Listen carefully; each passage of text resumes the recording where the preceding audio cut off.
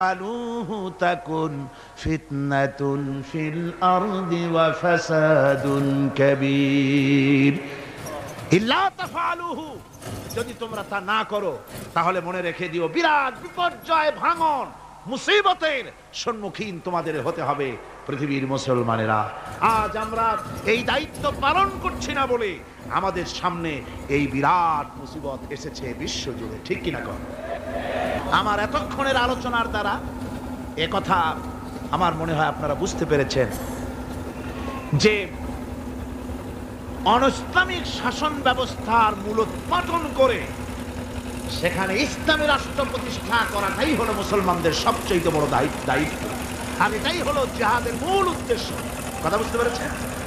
জিহাদের উদ্দেশ্য কোনো দেশ দখল করে সেখানকার প্রেসিডেন্ট আমরা হব, সেখানের মাল সম্পদ লুটপাট করে নেব, এটা জিহাদের উদ্দেশ্য নয়। জিহাদের উদ্দেশ্যই হলো মানুষের তৈরি করা মতবাদ উৎখাত করে আল্লাহর দ্বীন প্রতিষ্ঠিত করা, এটাই হলো জিহাদের মূল উদ্দেশ্য।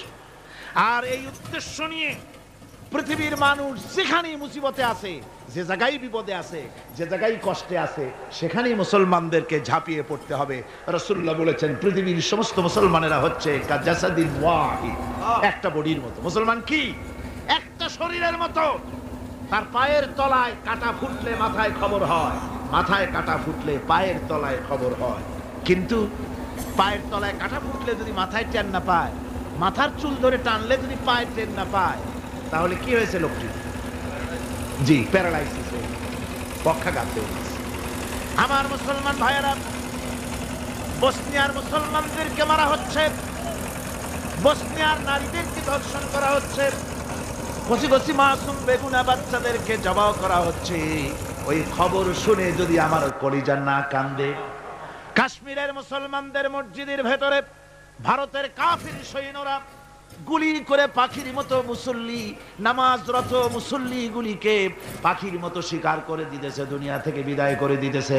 এ খবর শোনার পর মুসলমানদের কলিজায় যদি আগুন না লাগে, তাহলে মনে করতে হবে ইমানে প্যারালাইসিস হয়ে গেছে, ইমানটাই প্যারালাইসিস হয়ে গেছে।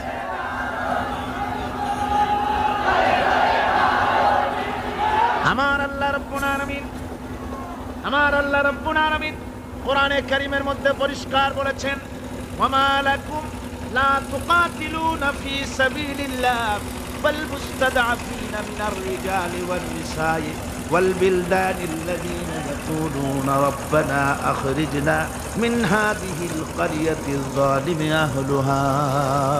ওয়ামা লাকুম, কি হয়েছে তোমাদের? লা তুকাতিলুনা ফি সাবিলিল্লাহ, আমার রাস্তায় কেন সংগ্রাম করো না, কেন লড়াই করো না? ওয়াল মুস্তাদআফিন মিনার রিজাল, যেখানে নিপীড়িত, নিগৃহীত, আবাল বৃদ্ধ বনিতা, পুরুষ নারী, কচি কচি শিশু নির্যাতনে অতিষ্ঠ হয়ে আমার দরবারে ফরিয়াদ করে বলছে, আয় আল্লাহ, এই জালিমের জনপদ থেকে আমাদেরকে মুক্ত করো। এভাবে যখন কান্দে, ও মুসলমানেরা, তোমাদের কি হলো? তোমরা কেন ঝাঁপিয়ে পড়ো না তাদের সপক্ষে? কেন লড়াই করো না? ভাইরা আমার, সারা বিশ্ব জুড়ে মুসলমানদের উপরে নির্যাতন চলছে। এই নির্যাতনের বিরুদ্ধে মুসলমানদেরকে ঐক্যবদ্ধ হতে হবে দ্বীন প্রতিষ্ঠা করার জন্য। দ্বীন যদি প্রতিষ্ঠিত হয়, তাহলে নির্যাতন বন্ধ হয়ে যাবে, শয়তানি বদমাশি সব বন্ধ হয়ে